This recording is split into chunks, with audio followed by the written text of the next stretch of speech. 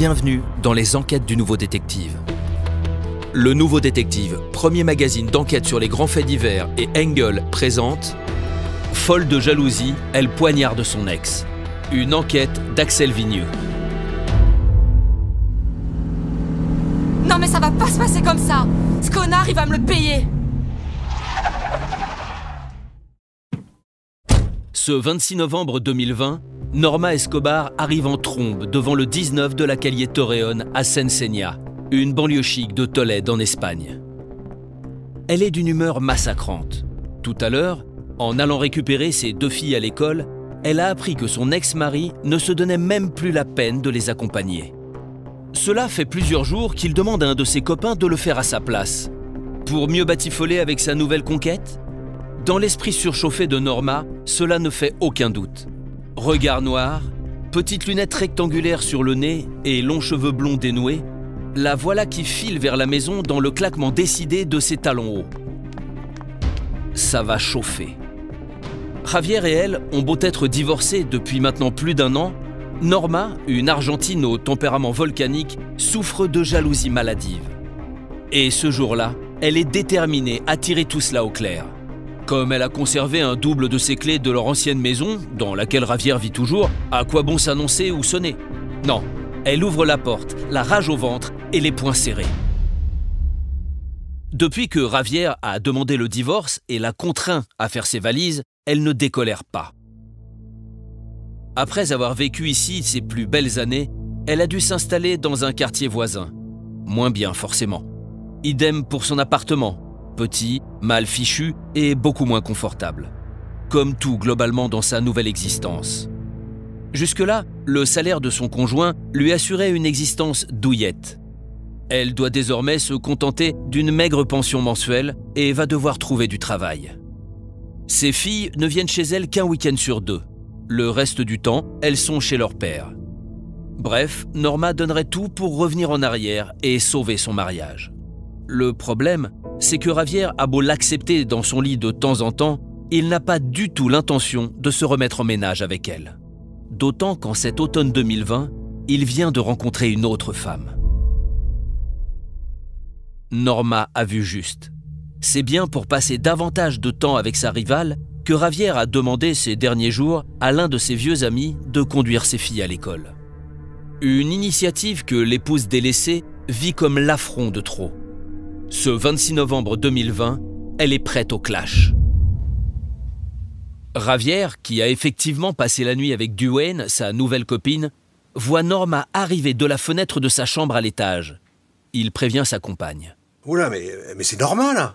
Hé, Dwayne, prépare-toi. Il y a Norma qui arrive. Elle va péter un câble. Il ne croit pas si bien dire. À peine rentrée dans la maison, Norma scanne d'un regard le rez-de-chaussée. Personne. Elle monte comme une furie à l'étage. Javier est là, dans ce qui fut leur nid d'amour. Et il n'est pas seul.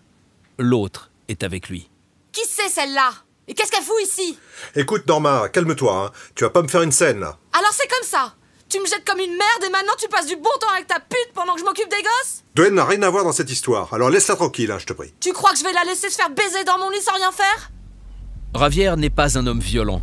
Il n'a jamais levé la main sur une femme, mais le regard de son ex lui fait peur. Il se place d'instinct devant Dwayne pour la protéger. Peine perdue. Telle une tigresse, Norma parvient à forcer le passage, se jette sur sa rivale et l'attrape par les cheveux. Griffes, coups de poing, morsures, une véritable harpie. Un déluge de rage s'abat sur Dwayne, qui tente comme elle le peut d'échapper au lynchage. Surmontant sa stupeur, Javier se précipite à sa rescousse et ils réussissent ensemble, non sans mal, à repousser Norma hors de la pièce et à fermer la porte à clé. Sauvée? Pas tout à fait, car la folle n'a pas dit son dernier mot. Ils l'entendent dévaler les escaliers jusqu'au rez-de-chaussée, puis revenir quelques instants plus tard au pas de charge, grimpant les marches 4 à 4. Un choc sourd fait trembler la porte de la chambre. Elle tente de défoncer le battant. Manque de chance, Dwayne et Javier n'ont pas leur téléphone sur eux. Impossible d'appeler à l'aide. Sauter par la fenêtre? Impossible. C'est trop haut. Ce serait se blesser à coup sûr. Les coups contre la porte redoublent, accompagnés de cris bestiaux de Norma. Qu'est-ce qu'elle fout? Elle va défoncer la porte! Lorsque le verrou finit enfin par lâcher avec un grand éclat de bois, le couple se retrouve nez à nez avec un être que Javier n'a encore jamais vu.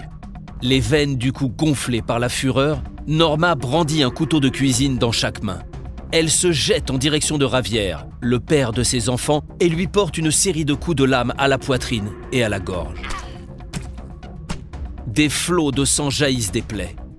Malgré la douleur et la terreur, lui et Dwayne n'abandonnent pas la lutte. Ils parent comme ils le peuvent les coups de lame avec des coussins, avec tous les objets qui leur tombent sous la main, et réussissent à prendre la fuite. Hélas, comme dans tous les films d'horreur, le monstre qui les harcèle est infatigable. Norma les poursuit dans les escaliers, puis jusque dans la rue. Dwayne et Javier parviennent in extremis à bondir dans leur voiture et à verrouiller les portières. Tenant le volant d'une main, comprimant les blessures de Javier de l'autre, Dwayne enfonce la pédale d'accélérateur et roule en trombe en direction de l'hôpital universitaire de Taro à Aranjuez. Mais elle est complètement folle! Elle a essayé de nous tuer! Putain, mais j'ai jamais vu ça! C'est un monstre! Elle m'a poignardé! Je pisse le sang! Putain, je vais crever là! Tiens bon, Javier, on n'est pas loin de l'hôpital! C'est une course contre la mort qui s'engage. Le malheureux, à 2 doigts de perdre conscience, est dans un état critique. Plusieurs coups de couteau l'ont atteint à la gorge, sectionnant en partie la carotide ainsi que la veine jugulaire. Conduit précipitamment au bloc en urgence absolue, il y subit une longue et délicate intervention. Mais son pronostic vital est engagé et les chirurgiens sont pessimistes. Hélas, Javier décède le 2 décembre, après s'être battu contre la mort pendant 1 mois. Ce 21 novembre 2023, au premier jour de son procès, Norma Escobar se présente vêtue d'une veste et d'un pantalon noir. Elle se tient bien droite sur sa chaise, affichant un calme impassible. Difficile d'imaginer cette femme si contenue en train de défoncer une porte pour massacrer à coups de couteau le père de ses 2 enfants. Et pourtant, Norma ne cherche pas à se défausser. Elle reconnaît tout, au point que le procès, initialement prévu sur 3 jours, ne va durer qu'1 journée.